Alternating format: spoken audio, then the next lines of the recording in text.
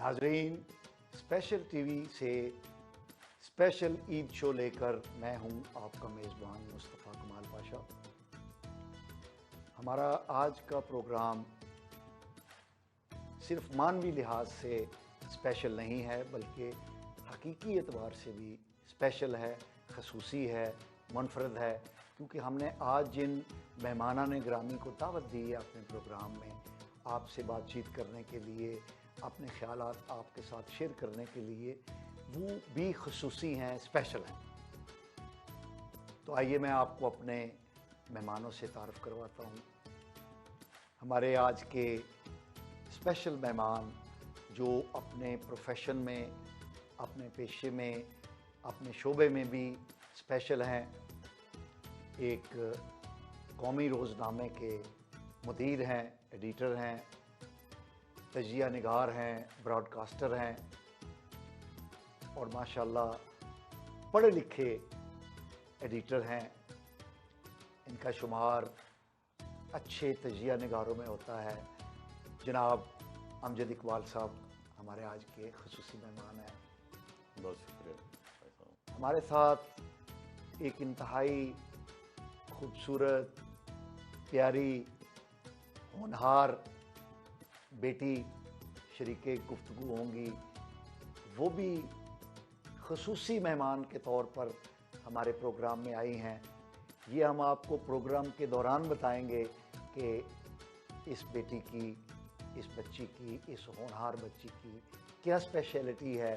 जी बाजला जावेद भट्ट साहिबा हमारी तीसरी मेहमान, एक वो भी ख़ुसूसी मेहमान हैं, एक वर्किंग लेडी हैं, स्ट्रगलिंग वुमेन हैं, एस्पायरिंग सिटीज़न हैं इस मुल्क की।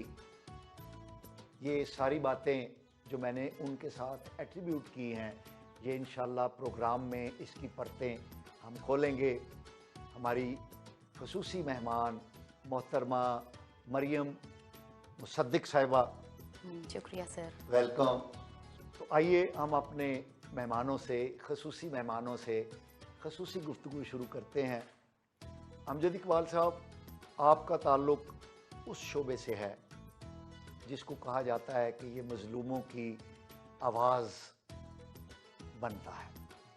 आप मज़लूम तबक़ात की आवाज़, उनके हकूक़ की आवाज़ को बुलंद करते हैं, लेकिन कहा यह भी जाता है कि सहाफ़ी जो हैं वो ख़ुद भी बहुत बड़ा मज़लूम तबका है। और आप क्योंकि सहाफ़ियों के पोप हैं, एडिटर हैं, लीडर हैं, तो आप तो उन मज़लूमों के बड़े मज़लूम होंगे। कैसे आप मेरी इस बात को आगे ले? शुक्रिया पाशा साहब, पहले तो आपका बहुत बहुत शुक्रिया और सबको ईद मुबारक। खैर मुबारक।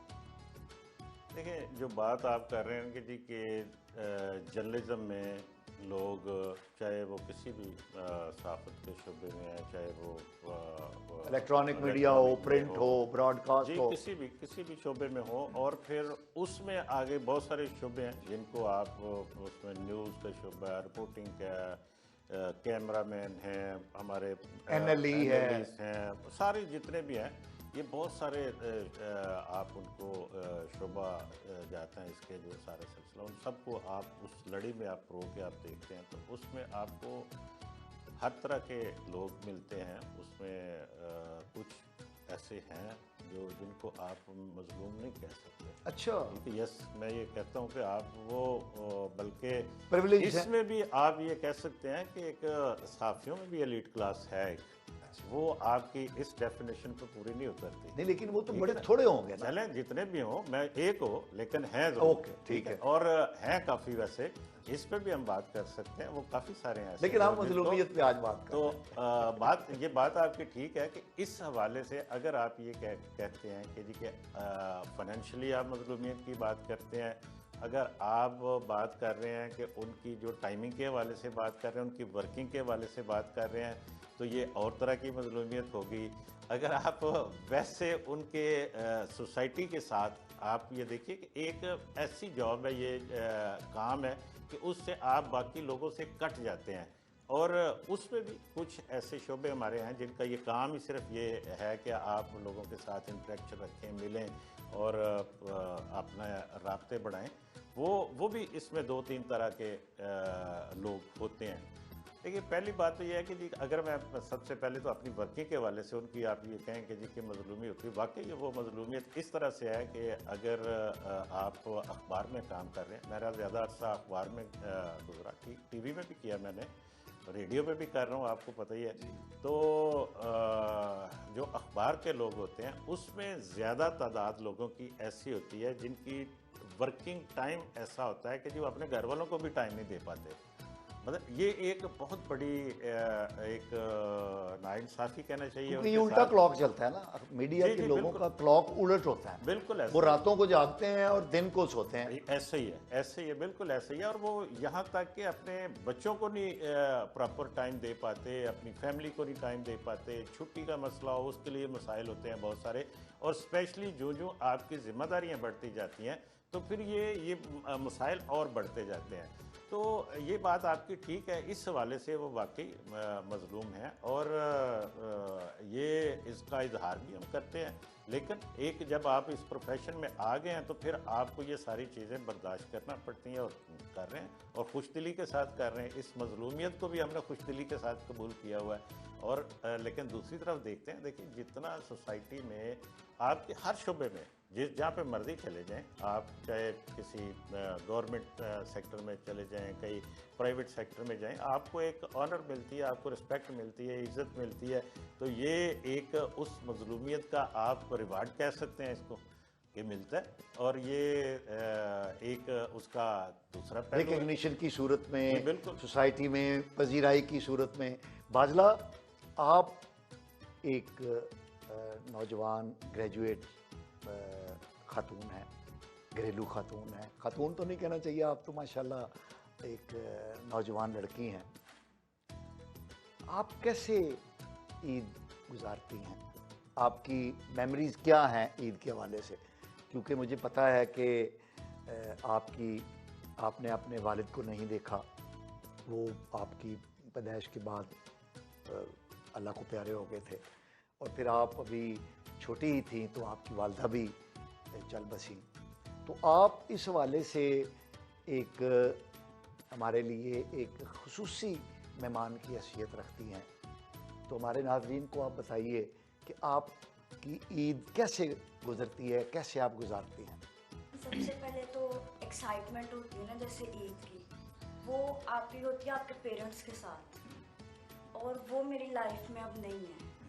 मतलब वो अब कम होती जा रही। जैसे ईद है, फरमाइशें करनी है अपनी मदर से कि ये चाहिए, ये करना है, और वो भी बढ़ चढ़ कर पूरा करती थी। अब ये चीज़ बिल्कुल भी नहीं है। अब तो बस ठीक है, ईद आ गई, मना ली, मतलब एक रूटीन मैटर ऐसे ही है बिल्कुल। हो गया। वैसे आपकी अपनी मदर के साथ कुछ यादें हैं कि जब वो थी आपके साथ, तो वो कैसे? आपकी फैमिली कितने लोग हैं? हम 4 बहन भाई हैं। ओके। क्या तकसीम है? आपके कितने भाई हैं, कितनी बहनें हैं? एक बड़े भाई हैं और हम 3 छोटी बहनें हैं। ओके। भाई से छोटी हैं। ओके। तो अब आपका नंबर क्या है अपने मैं फैमिली? 3rd नंबर पे। अच्छा अच्छा, हाँ। यानी इसका मतलब एक आपकी बड़ी बहन है और एक बड़े भाई हैं। तो अब आप कैसे ईद गुजारती हैं? अब वही उठ गए सुबह, खाना वगैरह जो है, मगर ये कि हमने साथ में फिर जाके फातिहा वगैरह भी पढ़नी होती अच्छा, है। यानी ये आपकी ईद का एक हिस्सा है कि आप अपने वालदैन की कब्र पे जाके उन्हें याद करते हैं। हमारी दुआ है जी कि अल्लाह ताला आपको, आपके वालदैन को जवार रहमत में जगह दे। और देखें, बात ये है कि अल्लाह रब्बुल इज़्ज़त जो है, ये हम नहीं समझ सकते कि ये क्या है, कि अल्लाह ताला जो है वो कुछ को देकर आजमाता है, नेमतें देकर, और कुछ को नेमतें लेकर अल्लाह ताला आजमाता है। जिनको देता है उनके शुक्र का इम्तहान होता है कि वो नेमतें हासिल करके किस अंदाज में अपने रब्बे करीम का शुक्र अदा करते हैं, और जिनसे छीन लेता है नेमतें, उनके सब्र का इम्तहान होता है। तो दोनों सूरतों में इंसान जो है वो इम्तहान में मुब्तला है। मरियम, आप हमारे नाज़रीन को बताइए कैसे आपने तो सुन लिया कि अमजद इकबाल साहब जो सहाफ़ी हैं और आप भी सहाफ़त में कोशिश करती हैं, आप पंजाब यूनिवर्सिटी में पढ़ाती हैं और आप एक वर्किंग वूमेन भी हैं और एक घरेलू खातून भी हैं। आप अपने घर का नज़्म व नस्क भी चलाती हैं और वर्किंग वूमेन भी हैं। तो आपको हम किस कैटेगरी में देखें? जैसे हमने अमजद इकबाल साहब को कहा कि ये मज़लूमियत की कैटेगरी में है, तो आप अपने आप को क्या फील करती हैं? नहीं सर, मैं मज़लूमियत वाली कैटेगरी में तो नहीं अपने आप को फ़ील करती, क्योंकि अल्लाह ने बड़ी नेमतों से नवाजा है। लेकिन जैसे भी आपने इनका ज़िक्र किया कि वालिदैन की ज़िंदगी में जो आपकी खुशियाँ गमियाँ होती हैं वो और नौयत की होती हैं, और वालिदैन के बाद जो आपकी खुशी और गम है ना, इसका थोड़ा सा मफ़हूम बदल जाता है। नहीं, आप ये क्यों कह रही हैं? इसलिए कि मेरे पेरेंट्स नहीं है ना, तो मैं अच्छा। उसी सेम फेस से। आपके भी दोनों पेरेंट्स नहीं हैं? हाँ जी, गो के मैं इतनी छोटी नहीं थी जब वो गए, लेकिन जब आपके पेरेंट्स जाते हैं तो इट इज़ लाइक के घर का कोई पिलर गिर जाता है। तो आप छोटे हों या बड़े हों, आप इतनी एक प्रोटेक्शन शील्ड में उन्होंने रखा होता है, आप इतने सेंसिबल नहीं होते कि मामला दुनिया के समझ सकें, फाइनेंस समझ सकें, शरीकों को समझ सकें, रिश्तेदारियों को समझ सकें, और आपको ये पता हो कि मामला को अब आगे कैसे लेके चलना है। तो आपकी बेफिक्री रुखसत हो जाती है। तो उसके बाद फिर आप घर का जब निज़ाम संभालते हैं तो फिर आप चीज़ों को प्रायोरिटाइज़ करते हैं कि अब मैंने कैसे लेके चलना है। हमारे केस में, मेरे केस में, मैंने ये चीज़ बहुत अर्ली समझ ली थी कि एक होती है आपकी एक्सटेंडेड फैमिली और एक होती है आपकी क्लोज फैमिली। तो जो आपकी और क्लोज फैमिली, हाँ इनमें जी, फ़र्क क्या है? एक्सटेंडेड फैमिली है जो आपका कबीला है, यानी जो आपका ख़ानदान, ओके, मतलब और चचा, क्लोज ताए, फैमिली, मामू, जी जी खालाएं, बिल्कुल, फूफियाँ, और आपकी क्लोज फैमिली है आपके ब्लड रिलेशंस, तो बहन आप भाई। बहन भाई। ओके। तो मेरी कोशिश ये होती है कि हम जो है ना, एज ए फैमिली यूनिट, हम लोग सिबलिंग्स जो हैं वो कंबाइन रहें। घर की चार दीवारी के बाहर क्या होता है वो फिर हम इतनी उसको बॉदर नहीं करते, लेकिन सारे मामलात फिर आप आए वही जो अम्मी अब्बू करते होते, फिर यानी आना आप कंबाइंड जाना। फैमिली में ईद मनाती हैं, ये तो बहुत अच्छी बात है। बाजला, आप भी कंबाइंड फैमिली में रहती हैं? आपके या जैसे मरियम ने बताया, तो आपके बहन भाइयों के अलावा क्या अजीज़ व अकरबा हैं और उनके साथ आपका कैसा उनके साथ रिलेशनशिप है और उनका आपके साथ कैसा है? मामुओं का, चचाओं का, फूफियों का, खालाओं का? साथ मामू होते हैं। अच्छा, आपके साथ रहते, जी, ओके। और मुमानी में जी, उनका भी माशाल्लाह हमारे साथ बहुत अच्छा मतलब बर्ताव है। You are blessed one. Yes. क्या कहा आपने? Blessed one. ओके। और मैं ये अच्छा, वैसे मरियम, मेरा ये ख्याल है कि जो माँ की तरफ से रिश्तेदार होते हैं वो शायद बच्चों को, बांजियों को डील करने के एतबार से उनका रवैया आम तौर पे मुस्बत ही लिया जाता है। उसकी वजह क्या है भला? अमजद साहब, आपको पता है कि माएँ जो होती हैं वो बच्चों को बताती हैं, ओए वो देखो चंदा मामू, वो चाचे का कभी जिक्र नहीं करेंगी। तो बच्चों के जहन में, देखिए बात पता क्या, बच्चे, मेरा मुशाहिदा तो थोड़ा सा मुख्तलिफ है इस हवाले से। मैं ये कहूँगा कि जी कि बच्चों का रुझान हमेशा अपने चचों की तरफ, अपने ताया की तरफ और अपने उन कज़न्स की तरफ ज़्यादा होता है कंपैरेटिवली टू, आप ये कह सकते हैं, ननिहाल के। अच्छा, ये बढ़िया। ये बिल्कुल होता है, और समझा यही जाता है कि आपका ख़ानदान बेसिकली ये है। वो जो आप दूसरी तरफ वाली मोहब्बत की बात कर रहे हैं या लगन की बात कर रहे हैं या उनके बात यह है कि ये उस वक्त होती है चीज़ जब फ़र्ज़ करें आपकी खाला या मामू का गैर शादीशुदा जितनी देर तक होते हैं, जब उनकी शादियां हो जाती हैं तो वो उनकी अपनी फैमिली हो जाती है।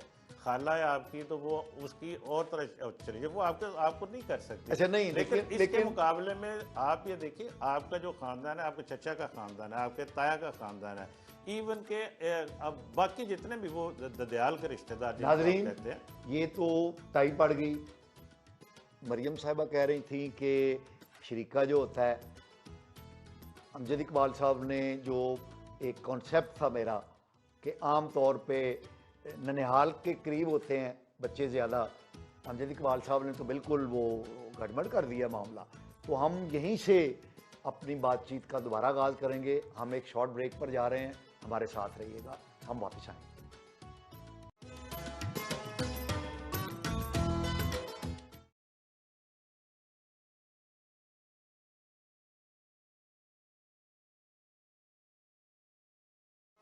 नाजरीन, वेलकम बैक। हम स्पेशल टीवी से ईद स्पेशल प्रोग्राम के साथ आपकी खिदमत में हाजिर हो गए हैं। हम बात कर रहे थे शरीके की और ननिहाल और ददयाल के रवैयों की। तो अमजद इकबाल साहब ने इस हवाले से बिल्कुल जो आम नज़रियात पाए जाते हैं उसको रद्द कर दिया है। तो आइए इनसे वहीं से हम बात दोबारा शुरू करते हैं जहाँ से हमने छोड़ी थी। अमजद इकबाल साहब, ये तो आपने बड़ी अजीब बात कही कि असल नहीं, देखिए असल तो यही है ना, असल बात यही है। ये तो कि किताबी बात है ना। नहीं, किताबी बात नहीं, हकीकी बात भी यही है कि आपका जो मेरे बच्चों की फैमिली है, वो मेरी जो फैमिली है वो बेसिकली वो है।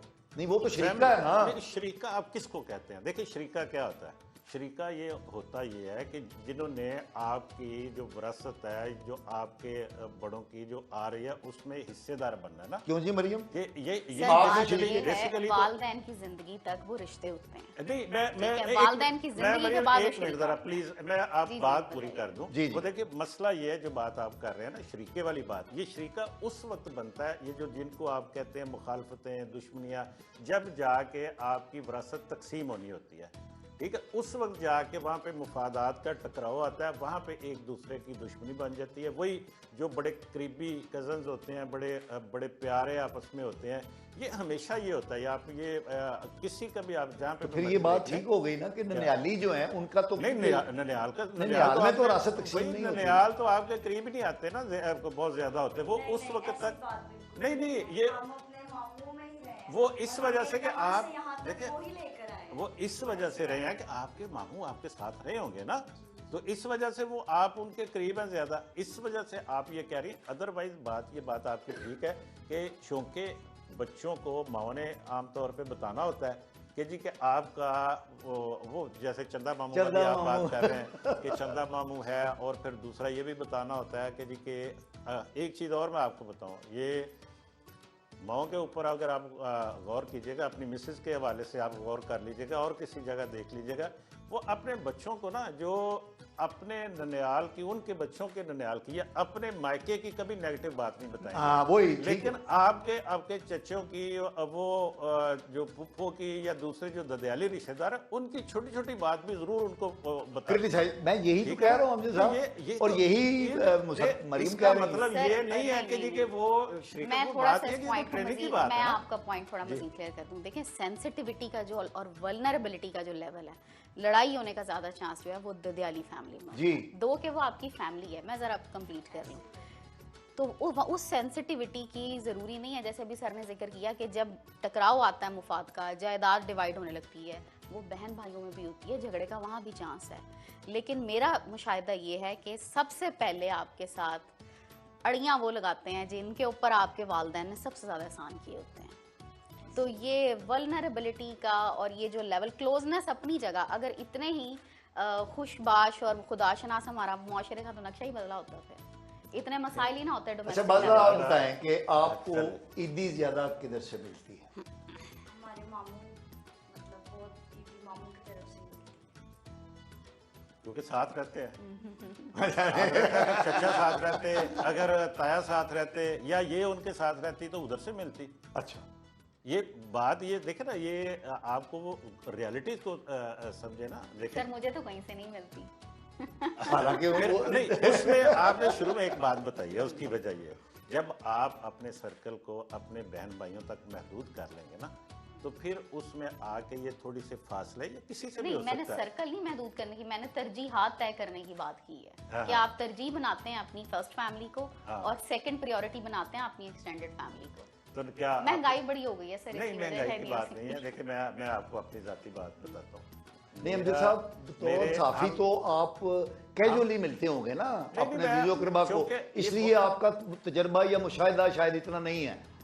इनका ज्यादा है कि ये बादशाह साहब देखें, तजर्बे मुशाहिदे की बात, सबसे बड़ा तजर्बा, सबसे बड़ा मुशाहिदा आपकी अपनी ज़ात होती है। पहली बात तो ये है, बाकी तो लोगों को तो मिलना मिलाना बात की बातें है ना, और ये इतनी भी बात नहीं है कि लोगों से मिलते ही नहीं है बल्कि मैं कहता हूँ कि जो रोज़ाना लोगों से जितना ज़्यादा हम मिलते हैं शायद बाकी लोग लेकिन ना वो तो मिलते हों। प्रोफेशनल होता है ना। नहीं प्रोफेशनल मतलब मतलब वो कोई- आपके इल्म में चीजें तो आती है ना, ठीक कि है। मामला तो आते हैं कि जी अच्छा जी इसकी लड़ाई हुई, झगड़ा हुआ अपने ताया के बेटों के साथ, अपने मामू के बेटे के साथ, अपनी फुफ्फो के बेटे के साथ, तो वजह क्या थी उसकी, क्यों हुआ, क्या मसला था, वो चीज़ें आपके तजर्बे में आती हैं, मुशाहिदे में आती हैं।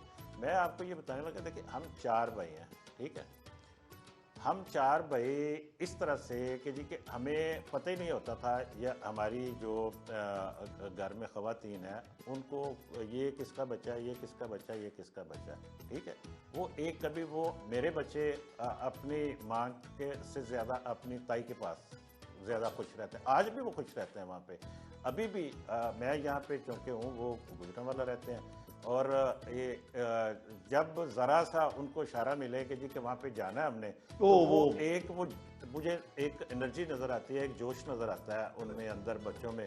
और कंपैरेटिवली आप ये कहते, मैं ये नहीं कह रहा कि जी कि ननिहाल के साथ उनका नहीं, उनका उधर भी है बहुत, लेकिन ज़्यादा, लेकिन मैं आप कंपैरिजन जब करते हैं तो फिर ये थोड़ी सी मुख्तलिफ बात हो जाती है। जैसे ये कंपैरिजन बादला कर रही हैं कि इनका ज्यादा इंटरेक्शन जो है वो, हाँ है, और आम तौर और इनका इंटरेक्शन दोनों तरफ नहीं है। देखिए मामला क्या है, अच्छा इसमें मामला तो है ही नहीं ना मेरा। एक पॉइंट और भी है इसमें, वो भी आप जरूर ज़हन में उसको रखना चाहिए ना।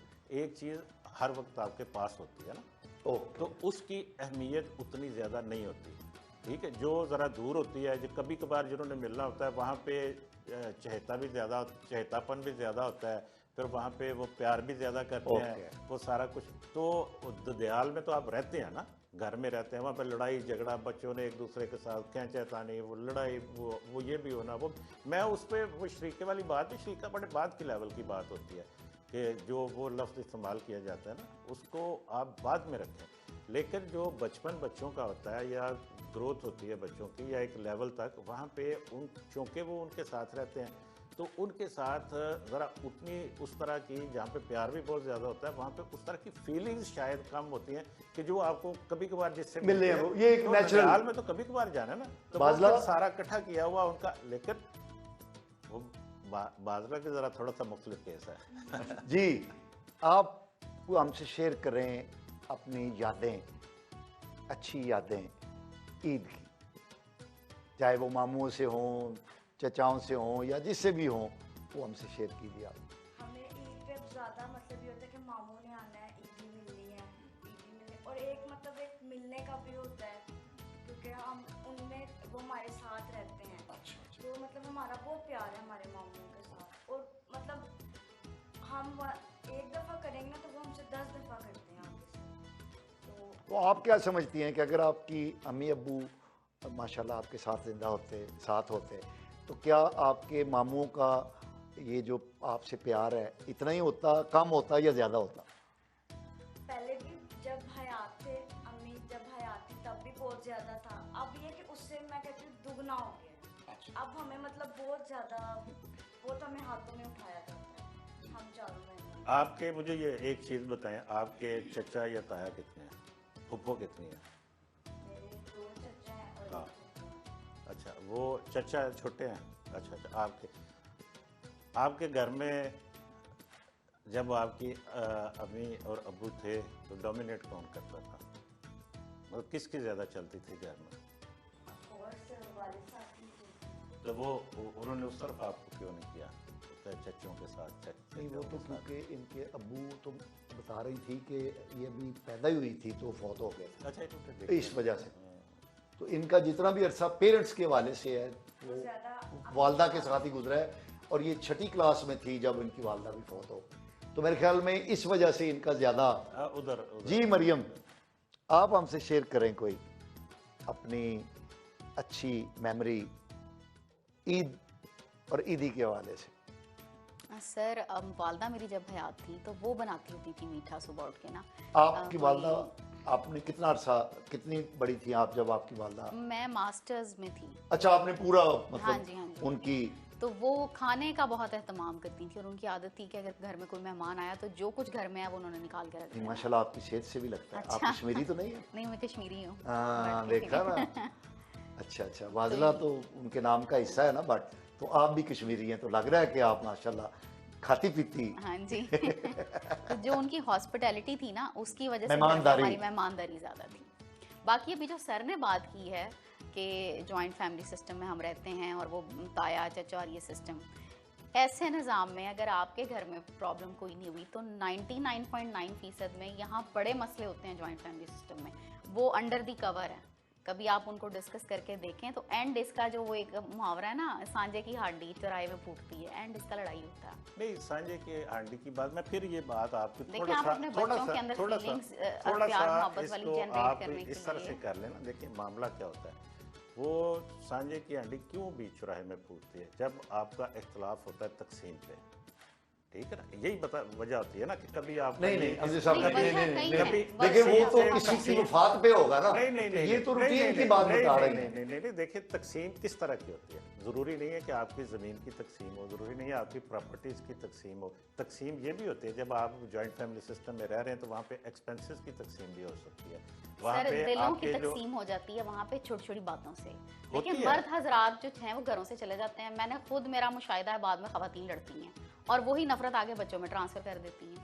एक घर में अगर 2 बहनें आप ब्याह दें ना तो उनकी भी बन नहीं आ रही होती। बहनों की? कहाँ आप 4-5 खवातीन को यही तो मुख्तलिफ मसला है ना, मिजाज- यही सर आप मसला जरा है। साइकोलॉजी समझें, मुख्तलिफ मिजाजों के आप रंग के बंदे नहीं को मतलब एक घर अमजद के इकबाल अंदर कंबाइन कर साहब, दें। मरियम, अमजद इकबाल साहब माशाल्लाह पक्के पीढ़े आदमी हैं, उम्र रसीदा है, तो इनको मतलब खवातीन से डील करने का पता इनको मैं होगा। थोड़ा सा एक्सक्लूड करके निज़ाम घर का जो है डोमेस्टिकली वो या वालदा चला रही होती है, बीवी चला रही होती है, तो उन खवातीन के अंदर बहुत ज्यादा क्लैशेस आ जाते हैं। अमजद तो इकबाल साहब, ये जायदाद तो मैं बाद में मरियम की तकसीम बात से होती एग्री है। करूंगा कि आप क्योंकि साफ़ी हैं, एडिटर हैं, तो आपने तो घर के मामलात नहीं देखे होंगे और ना। वैसे भी ये निज़ाम मैं पहले ये चल जाता था, मुश्किल ये है। बात इनकी मैं एग्री करता हूँ, देखिए मैं फिर वही बात, क्योंकि आप तो जब रात को आते हैं बच्चे सोए होंगे, सुबह जब आप जाते हर हैं चीज़ बच्चा का, ये अगर कोई बंदा ये कहे ना कि उसको इस बात का पता नहीं है तो वो सच नहीं है।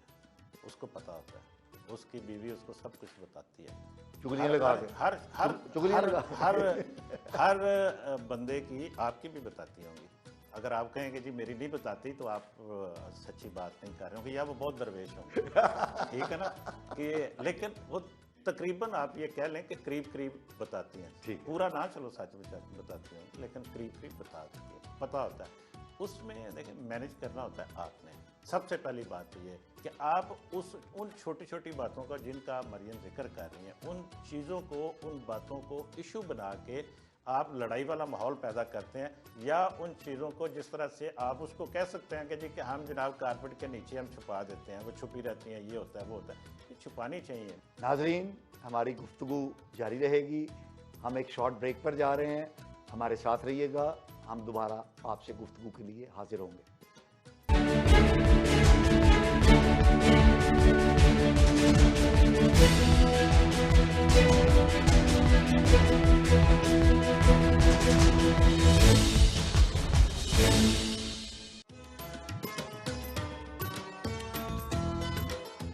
वेलकम बैक नाजरीन। स्पेशल टीवी के खसूसी ईद नशरियात के साथ हम आपकी खिदमत में हाजिर हैं। जी मरियम, आप ये बताइए कि आजकल बहुत महंगाई का रोना रोया जाता है, तो कैसी आपकी ईद गुजर रही है?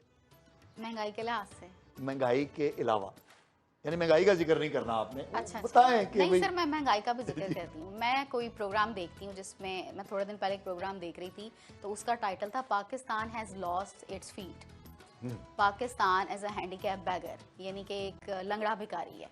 तो वो देख के मुझे एंग्जाइटी शुरू हो गई। थोड़ी देर बाद मैं बाजार गई तो मुझे लगा पाकिस्तान में तो कोई इन्फ्लेशन नहीं है। अच्छा। लोगों की जेबों में बड़े नोट हैं जितना बाजार भरा हुआ है।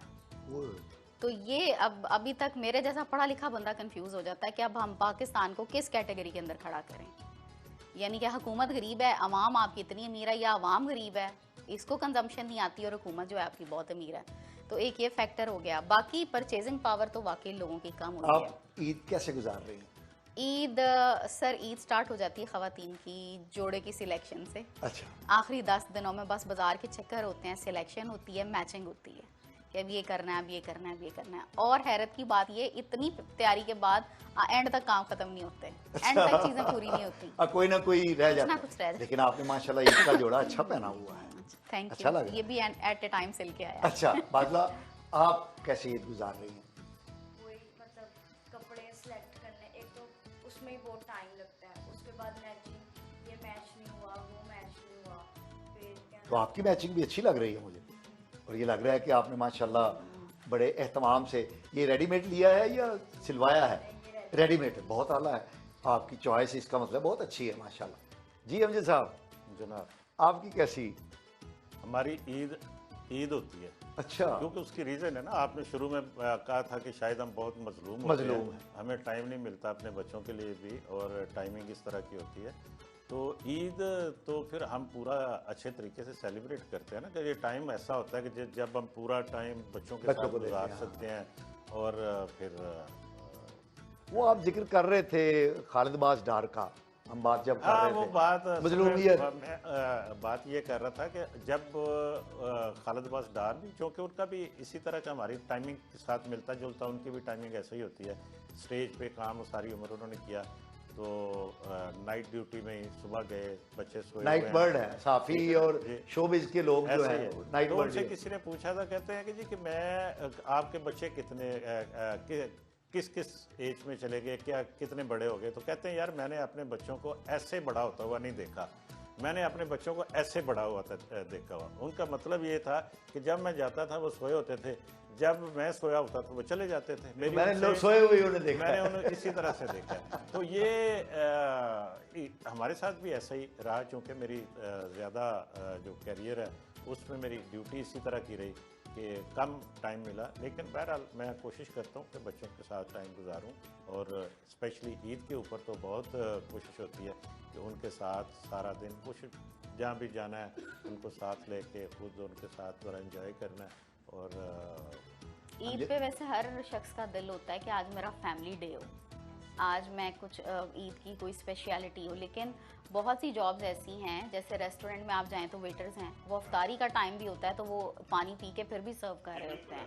जैसे आज नहीं, भी हो उसके गई साथ साथ आपकी- सर्दों पे जो हमारे हाँ जी बिल्कुल। ड्यूटी दे रहे हैं हमारे फौजी भाई, उनकी भी बहुत बड़ी ये कुर्बानी है कि हम ईद की खुशियां मना रहे हैं और वो सरहदों अच्छा, पर। इस पे ना देखिए, बात यह है कि जब ये बात आप करते हैं बाकी शोबों की, ठीक है, ये बात सही है, इस प्रोफेशन में भी, हमारे प्रोफेशन में भी आप ये देखिए ना कि प्रिंट मीडिया के अखबारात के लोगों को 6 छुट्टियां हैं साल में, टोटल साल में टोटल 6 छुट्टियां ऑफिशियल जो है APNS की अप्रूव, बाकी कोई छुट्टी नहीं है। लेकिन इलेक्ट्रॉनिक मीडिया में तो वो भी नहीं है, ये तो 24 उसमें तो आवर्स आप का अपनी ना टोस्ट जी, पे ये होते तो हैं। आप देख ये रहे तो हैं अभी भी ना, ईद है और हम यहाँ पर प्रोग्राम कर रहे हैं, प्रोग्राम कर रहे हैं वो, और बाकी आपकी भी स्टाफ बड़ी सारा कुर्बानी बैठा है हुआ है। कि आप जैसा मसरूफ आदमी जो है उसने हमें वक्त बाकी दिया सारे है। लोग भी ड्यूटी पे हैं, और ये रहना इवन के उन्होंने। सर अगर आप स्क्रीन पे नहीं भी आ रहे होते तो जो पसे पर्दा टीम है वो आपके साथ उसी तरह मौजूद होती है। जी, बिल्कुल या होती अगर है, आप घर भी जाते हैं तो इलेक्ट्रॉनिक मीडिया में तो आप 24 घंटे कॉल पे होते हैं, ऐसे ही कभी है। भी मुझे कॉल आ जाएगी, तो आप ऐसे ही है। मेंटली तौर पे ऑन वर्क होते हैं, बिल्कुल ऐसे रेस्ट ही नहीं है, होता आपको। ऐसे ही है, ऐसे ही है। क्योंकि ईद के वाले से बात कर रहे थे तो मैंने इनको कहा कि हम ईद की जो छुट्टी है उसको अच्छे तरीके से जैसे इन्होंने हमें रेस्ट नहीं करने दिया और फौरन बुलाया क्या है प्रोग्राम में पहुंचे।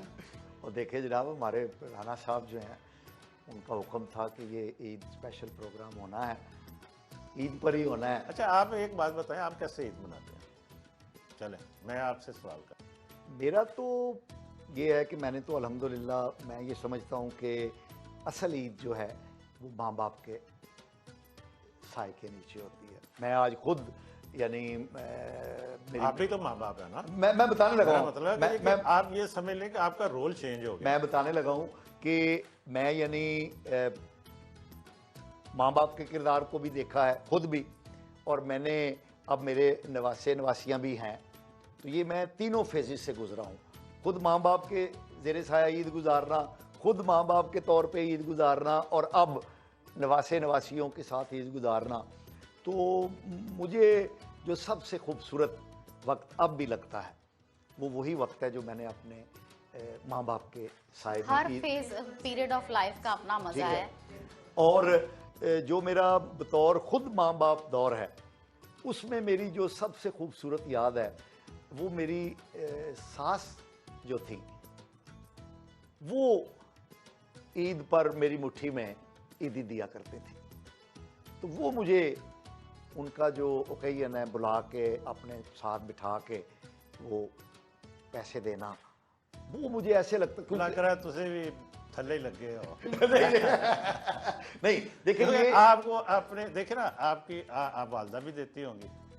नहीं, मैंने तो पहले आपको बता दिया कि वो भी देते होंगे, उनका जिक्र नहीं आपने किया। देखिए, मैंने तो आपको पहले बताया कि असल ईद माँ बाप की है। वो तो मैं उसको तो मैं बहरहाल बात ये है कि बंदे को वो वक्त के साथ, चूंकि रोल चेंज हो जाता है ना, और हर रोल में और हर वक्त के मुताबिक जो रोल होता है उसी को एंजॉय करना चाहिए। तो मैं बताने लगा हूँ ना, मैं आ रहा हूँ उधर।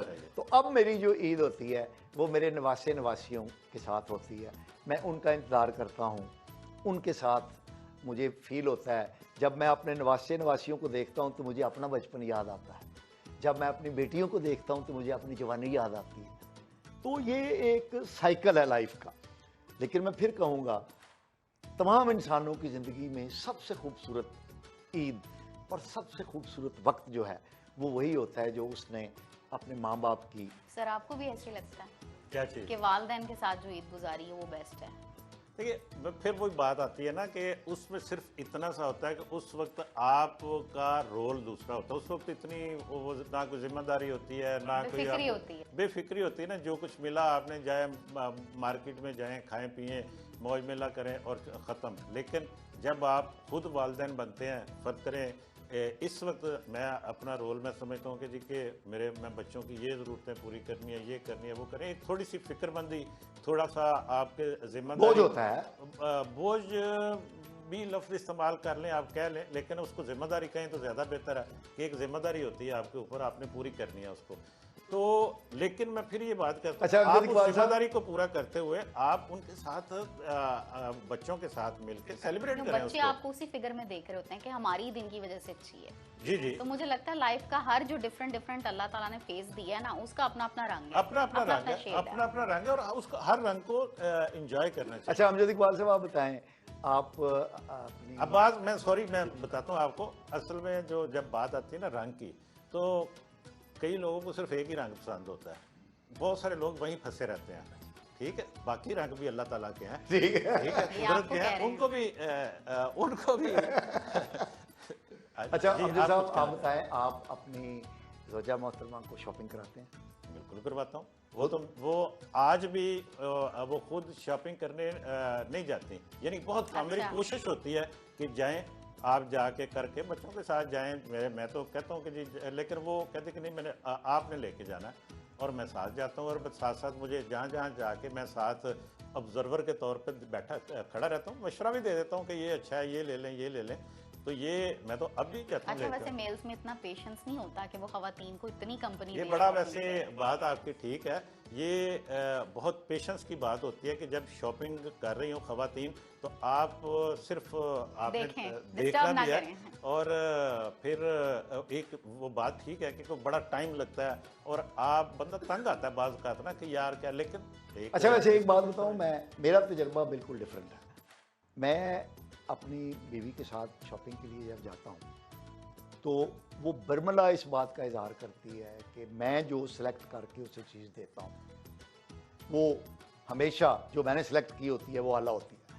और मेरी, ये तो आपका ख्याल है ना? नहीं, मेरा नहीं, वो तो नहीं, मेरा नहीं, पसंद की हुई चीज को ओन कर लेती हैं। नहीं, वो ले लेते हैं। नहीं, वैसे मेल्स की इतनी फैशन सेंस डेवलप नहीं, मेरी ये बात गलत है। अब मेरे ज़्यादातर सूट वगैरह मेरे भाई भी सिलेक्ट करते हैं और उनकी बहुत अच्छी चॉइस। हाँ, बहुत ज़्यादा अच्छी, मतलब वो मरियम, मेरी बीवी जो मैं सिलेक्शन में उसकी हेल्प करता हूँ तो वो बर्मला लोगों को भी कहती है कि जो मेरे पाशा साहब सिलेक्ट करते हैं वो बेहतर चॉइस होती है।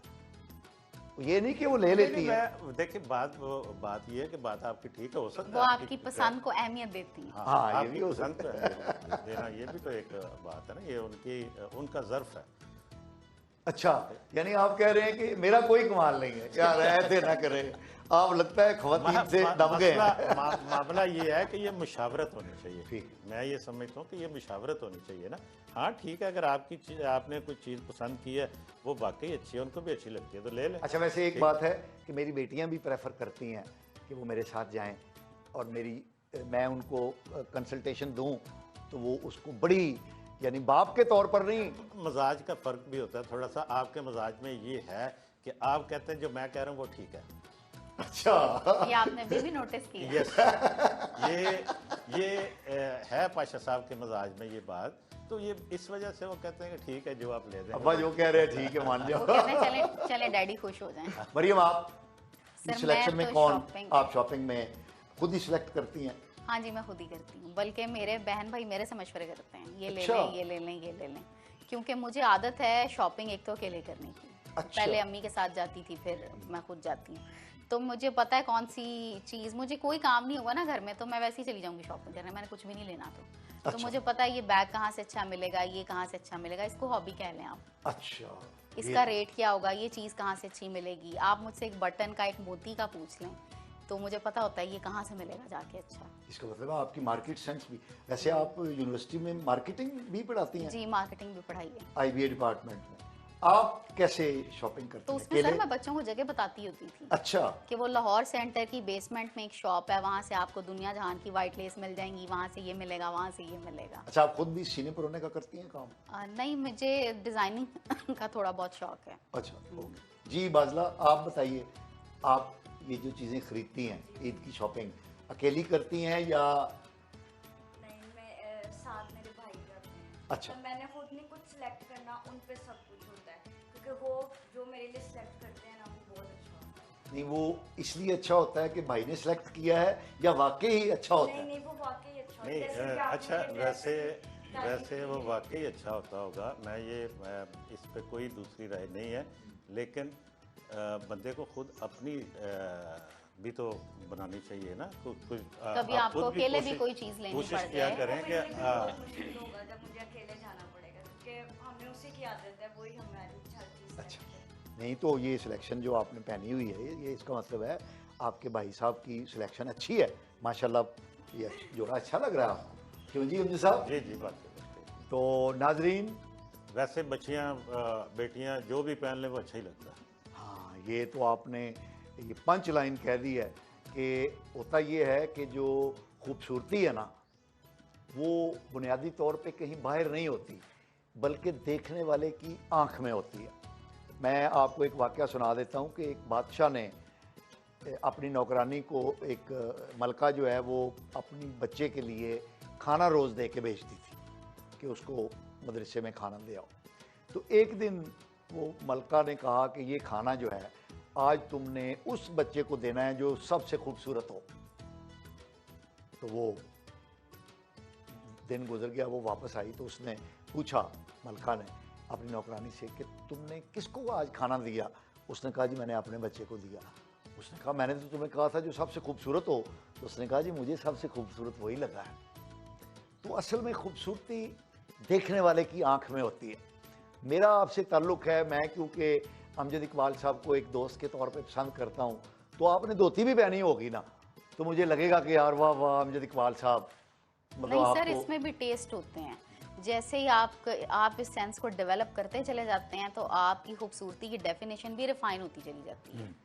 इसका मतलब ये आप कहना इसमें ये भी चाहती हैं? एक्सपोजर होता है। नहीं, इसमें आप कहना ये चाहते हैं कि इन फैक्ट खूबसूरती कोई चीज़ नहीं है, इसका तो मतलब यही हुआ ना? जैसे हम अपनी पर्सनालिटी को रिफाइन करते हैं ना, हम अपनी आंखों का टेस्ट भी रिफाइन करते हैं। नहीं, आप देखें ना, जैसे ये बाजला है तो इनको खूबसूरत कहने में तो ज़रूरी नहीं है कि मतलब कोई तरबियत हो, नज़र आ रहा है तो ये तो एक देखिए, चीज़ बात है। यह है कि अगर फर्ज करें तो आपके सामने 4 5 6 लोग बैठे हों, फिर आपने वो सिलेक्शन करनी हो, तो फिर आप क्या देखेंगे?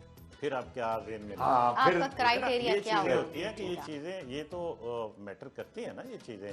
और फिर दूसरी बात ये, जिस तरह से अभी बादला ने बात की कि जी बाइक करते हैं, मैं खुद नहीं करती, ये हो सकता है कि अंदर एतमाद की कमी भी होती है बाज़ बात कि इंसान के अंदर एतमाद होना चाहिए, उसके अंदर उसको ये सिलेक्शन का, उसके अंदर के पसंद नापसंद का, ये एक बड़ी स्ट्रॉन्ग किस्म की मैं समझता हूँ कि ये बात ज़रूरत होती है इंसान को अमली ज़िंदगी के लिए।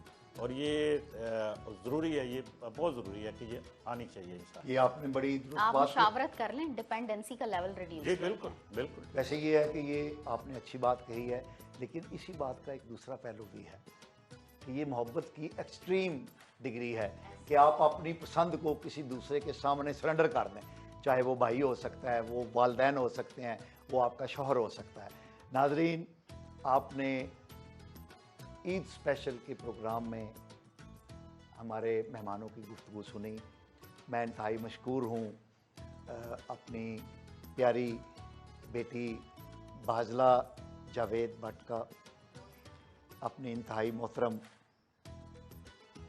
मरियम मुसद्दिक साहिबा का, और खुश रंग और खुश गुलू हमारे दोस्त जनाब अमजद इकबाल साहब का, कि आप ईद के सुनहरी वक्त से, कीमती वक्त से वक्त निकाल के आप हमारे स्टूडियो में तशरीफ़ लाए और हमारे नाजरीन की ईद को ईद बनाया।